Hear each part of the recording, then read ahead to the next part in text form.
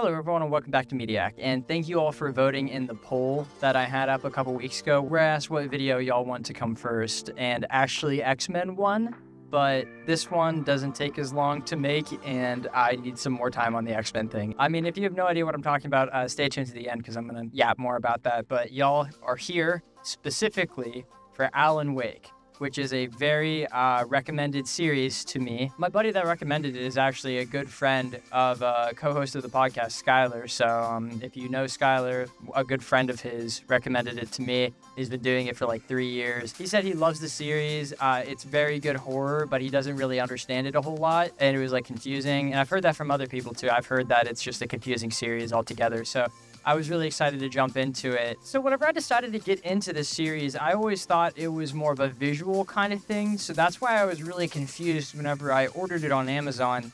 And I got this, Alan Wake the book. I read Alan Wake the book instead of playing the video game. That's the twist. I'm not going to play out the bit any longer than this. If you watched my What If Loki Was Worthy video that I released a couple months ago, you'd know that I had this cooking for a while. I have a couple of video game to book things I have planned, so stay tuned. I'm sorry for debating you guys, but in all honesty, it was a good book. I don't think I wasted any time reading this. It was a fast track into getting all of the lore of Alan Wake, and the guy who did it, Sam Lake, he actually helped with making the book, so I know that it's an actual real adaptation of the game itself. So I actually watched Bricky talk about Alan Wake, the first Alan Wake, but I didn't watch the video. I just kind of had it off in the background listening to it a little bit. And he talked about how the story was really good, but the gameplay was a little rough. So I kind of figured, why don't I just experience just the story and skip the gameplay altogether? And I think that was a really great decision. I haven't played the Alan Wake game, and I apologize for that, but I thought the story was really fun, and I'm going to get right into that, actually. I have my notes. I'm going to go chronologically. I wrote them down right whenever I had the idea, so we're going to go with what exactly Zach was thinking at each moment throughout Alan Wake, the book. To start off, I didn't actually think this is going to be you remember I wasn't alive, or if I was alive, I was like a baby, but when Inception came out and everyone was like, oh, I didn't think Inception was all that confusing. I actually didn't think Inception was all that confusing. But everyone who like said that, everyone hated them, and they're like, you're a fucking loser. You think you're better than everyone because you think you actually understood Inception. That's not what it is. Just sometimes things that are confusing aren't actually all that confusing when you think about it, because sometimes you just got to think about things instead of just not thinking at all when experiencing them, which is a problem that I've noticed with some people. Alrighty, I am done talking about how I am better than everyone else because I understood Inception and also Alan Wake on my first time on both of those. So now that everyone knows that I'm definitively a better person because I understood those things better, we can move on. So the first thing I wrote down isn't exactly super interesting. I just thought it was funny that the last book that he wrote before, suddenly stopping was the sudden stop. I thought that was quite funny. There's so much. That's like 90% of what this book is just a funny joke or some sort of reference or a clue or something that's kind of like hidden in there, It felt like everything was some sort of nudge to something else within the series or within, I don't know, our world or their world. The next thing I have is the Andersons. From the very moment in the coffee shop, I was in love with them. Fantastic characters. I actually straight up thought that they were going to be the gods. It was interesting when we got to the big twist, the chapter where they had the big twist, what we found out about those characters, but I'll get to that in a little bit. But at the beginning, my thought process was, these are the real gods, and the crazy things that happen in this world are because of some sort of Norse god existence in this area or something like that. I don't really know fully what I was thinking, but I was like, I think these two were actually Thor and Odin. It's very obvious that the Doc is a bad guy. Even Alan Wake knows it immediately. On page 37, the Doc is like, "Oh, I'm here to help," or I'm gonna help with everyone. And then Alan Wake's like, "Yeah, sure you do, Doc. Okay, totally." Yeah, even Alan and all of us were like, "Okay, that's obvious as fuck." Does that mean that the writer was intending for it to be obvious as fuck because Alan notices it and Alan's supposed to be Doesn't matter. Whatever. Moving on. So I think the pages, the manuscripts that he collects in this are things that you collect in the game. So I'm going to read like a sentence or two from one that I don't really understand or know where it takes place. So one of you guys can tell me where is, but like, or what it means. Like, I have no idea what this is. I wrote down page 42 in quotation marks. I put no idea what this is, literally no clue. Worst vacation ever, 2 weeks off a year, and Blaine had to spend it driving around in an RV with his in-laws from Tokyo. That's it. There's more to this, obviously, but I don't really get where it goes or what it connects to. So if someone were to explain that to me, that'd be great. And, you know, this is really funny coming straight from the bit where I was like, I'm smarter than everyone else because I understood this book. And I'm just like, I don't understand this. On page 65 was kind of where I figured everything out, because that was the first time that we saw Mr. Scratch. Obviously, we didn't know that his name was Mr. Scratch until the very, very, very, very end of the book, the final chapter. But he was typing and he was like, oh, I've got to bring her back, got to do all this stuff. So I was like, okay, so he has a magic typewriter, or it's some sort of like time loop thing. So I thought, like, at this moment, I was like, okay, so what he's writing is for him to go back in time and to restart it so that she's not dead or something like that. But that obviously isn't what happened. What happened was he wrote that she just was alive, but he wrote that the events of the book needed to happen to make sure that she was alive, which is so cool. I'll get to that at the end. That's one of my favorite parts about the book, is the end where everything comes together. The next things I wrote down were, I loved Alan Wake. He was awesome. I loved how he was punch first, ask questions later. In page 76, the doc walks in, he just fucking clocks him and moves right on to the next thing that he was doing. And then after that, when Matt, the kidnapper guy, comes up to him, he just fucking beats the shit out of him, starts fighting him right after they fight all the Taken. And I just was like, dude, Alan Wake's great. He's so awesome. He's nothing but like forward driven for Alice. He is the ultimate Sanji character. Except he's better than Sanji, because Sanji is a perv and he just loves his one girl that much that he just beat the shit out of anyone to do it. Gotta love that. I wish Sanji was more like Alan Wake. The next thing I wrote down is something so fucking stupid. It's just another one of those like sly little references that I was talking about, where it's just like, this is a point to like what's happening in the story. It's clear. It makes it evident that this was a novel that was written by someone, you know? Like, these are clearly words. That sounds so weird because it's come full circle, because it is a novel written by someone, but the story Alan Wake was written by Alan Wake, so it sounds like it's a novel that's written by someone, and now it's become a novel written by someone. Oh my god, my brain. This is crazy. Sam Lake, you hack. The funny thing I was going to point out was that whenever the doc goes on the talk show, he goes, Doc, what's your Deerfest plan like? And he goes, my plan, you make it sound a lot more organized than I ever seem to manage. As if he's not planning this entire thing, you know? Like, that's very clearly Alan Wake being like, this guy's the bad one, because I wrote him to be this character. I made him the very obviously evil character. So smart, so crazy. Coming back to the manuscripts, my favorite one was on page 168, where it just talked about the Anderson brothers, and just it was funny. It was relating them to the gods again. At this point in the book, I was pretty sure that they weren't actually gods. It was something else to do with it.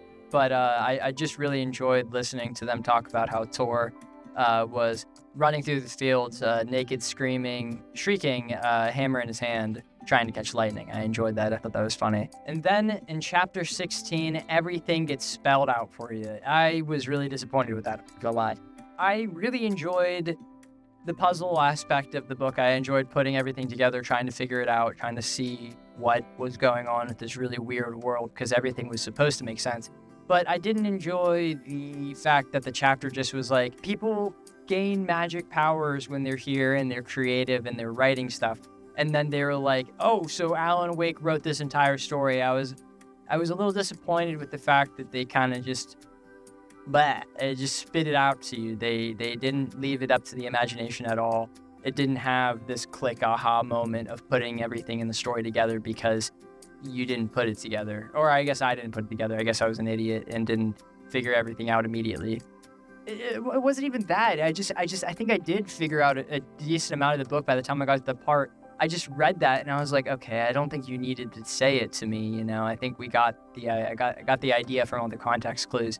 you're putting together here. I was a little disappointed kind of with that. I know I said that a lot, but it's made me upset in the aspect that they preached it. But I did enjoy the chapter overall, especially whenever Tor hit the freaking doctor person with a hammer. That was awesome. I loved seeing my guys go God mode, go sicko mode on the people in the psychiatric ward. That was pretty awesome. Gotta love it. Barbara Yeager is very obviously Baba Yaga. That's what the darkness is. I'm curious if they'll ever explain what the darkness is in Alan Wake 2, because it kind of is lame that it's just the darkness. I started playing Control. A little spoiler, that's going to be the game that follows The Outer Wilds, which was in the poll. Outer Wilds is being edited right now, and that's finally out. I'll play Control and make that video.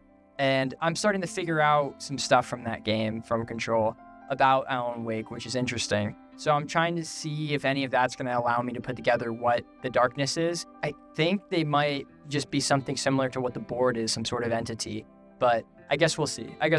On page 248, it says One Piece. Oh, I flipped to, oh my God. So I wrote down just page 252 with no context to what it is, and I now realize it's my favorite part of the book.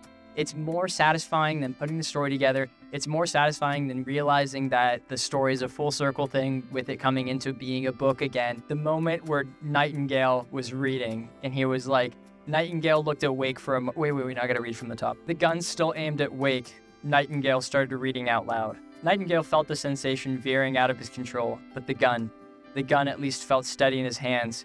He was ready to fire, resolved that he would let this happen over his dead body. Nightingale looked at Wake for a moment, glanced around the darkened hallway, and yet he hesitated. He had seen this moment before, read it in the pages of the manuscript. He was transfixed by the déjà vu and the horror that he was a character in a story. The page shook in his hand, a story that someone had written. Then the monstrous presence burst in behind him. The dark presence roared through the darkness, drowning out Nightingale's voice, deafening them all. It grabbed Nightingale, jerked him off his feet and down the hallway, bursting through the door to the outside, carrying him off into the night, then manuscript pages fluttering slowly to the floor. I fucking love that ending. It is so cool. I honestly, that moment was the only moment throughout reading the entire book that I thought to myself, holy shit, I wish I watched this instead of reading this, because it's such a cool idea where it's a character reading exactly what's happening right in the moment, and then right at the end of him reading it, it's like, and then he dies, and he looks up, and then he fucking dies. It's so awesome. That is such an awesome moment. That is one of the best moments. That's my favorite moment in the entire book. And then there's the ending. There's some interesting bits. I already talked about one of them. I liked how he wrote it. I thought that was really interesting. I liked how he made the script and the story. Amnesia is usually a really annoying plot point. I think everyone knows that. But I think this is the one situation in which it's okay, because Alan Wake wrote that in purposefully so that he would have the story go the way it is. And I know that's such a cop-out, because it's like, oh, all the plot holes in this book, they're not actually plot holes because Alan Wake wrote them to be that way. But in all honesty, I feel like that is the case for most of it. I don't think that's the case for everything, but I do feel like that's the case for most of it. And one thing that I thought was interesting that that's not a plot hole and they purposely addressed, is the fact that Alan Wake wrote Thomas, but Thomas also wrote Alan Wake. So it's like, who created who first? I'm honestly of the idea that Thomas wrote Alan Wake into existence, because then that makes it a little bit more interesting, because the real main character was Thomas and the story was about him, and we're just watching his creation do its thing to allow the presence to like not feed anymore, I guess. I don't know. But I really like that. I thought the conceptual aspects of this book were really good. I thought a lot of the cheesy writing was really funny. I fucking loved Barry, best character in the book easily. Alan's up there for me too. I really enjoy the way that he loves Alice so much. My only complaint is that I'm gonna say I'm dumb. I'm gonna take back the thing I said earlier where I was the smartest person alive. I don't know if I said that, but I definitely thought it. I don't like the part that he says it's not a lake, it's an ocean. I think that's too simple. Either I'm an idiot and I'm not understanding it enough, or I'm understanding it too easily and I think it's dumb. Those are the two options here. So it's not a lake, it's an ocean. Cauldron Lake is a lake, obviously. The ocean is a metaphor. Is it a metaphor for it being deeper than it seems? You know, like it has more to it. I think that's fucking obvious from the book that we read and the what we all experienced within the book. You didn't need to tell Alice that. I feel like it's pretty obvious that the lake, there's more to it than you think, you know? I feel like you didn't need to tell her that the lake is deeper, it has a deeper meaning than what you think it is. Unless I'm seriously misunderstanding, it's not a lake, it's an ocean.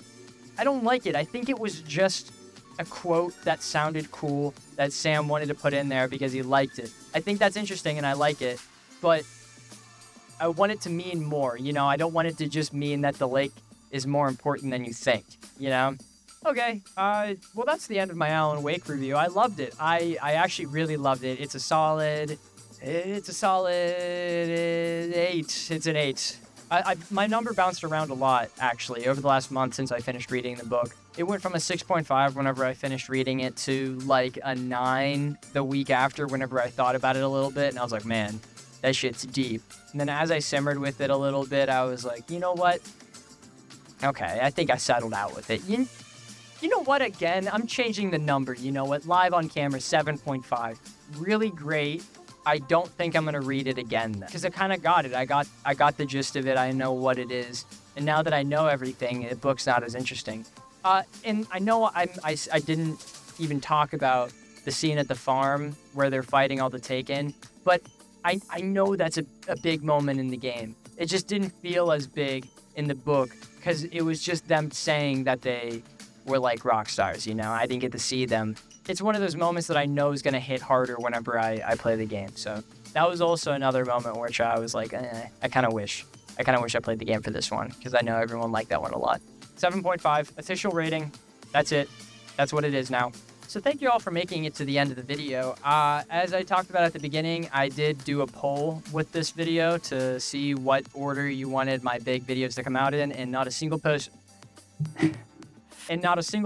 voted for the Outer Wilds, which made me really sad and made me think about uploading that. I'm actually joking with that. I'm definitely going to upload it. I put so much fucking effort into it. I'm definitely going to. I'm worried. I'm going to keep this in the video just because for anyone that stayed this long, they actually care about what I'm going to say. So if you're interested, stay tuned for the next 2 minutes to hear me talk about my channel, I guess. I don't know, fucking whatever. My Titanfall video, I put a lot of work into that, passion into it, and it didn't perform as well as I hoped it would. But you know what? That's just how things goes, and I think that's going to be the exact same thing for the Outer Wilds. I guess we'll see. If you want to be up to date with all of my videos and you are curious as to my polls, I sometimes do polls to see what videos I'm going to upload next, or in this case, what order of videos I'm going to upload.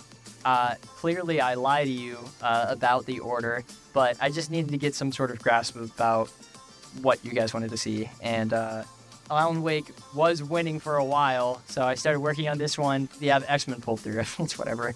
It wasn't more like I started working on this one. It was more like I didn't work on X-Men, and X-Men needs a lot of work, and I hope you guys will understand whenever it comes out, because I think you'll love it. I said this last week, but Mediak really cooked with X-Men. It's going to be awesome. I can't wait for y'all to see it. It's going to be so much fun. I'm not even done writing the video, but the other stuff in the video is just so top tier compared to the other content that I upload that I just know that that's going to be one of the best ones. I'm really excited for that. Alrighty, so subscribe if you want to see posts. I talk about the podcast, I talk about videos, I make polls, I do a bunch of stuff like that. And if you just want to see my videos, if you enjoyed this, please subscribe. I really appreciate it. Alrighty, I'll see you guys next week with I don't fucking know yet.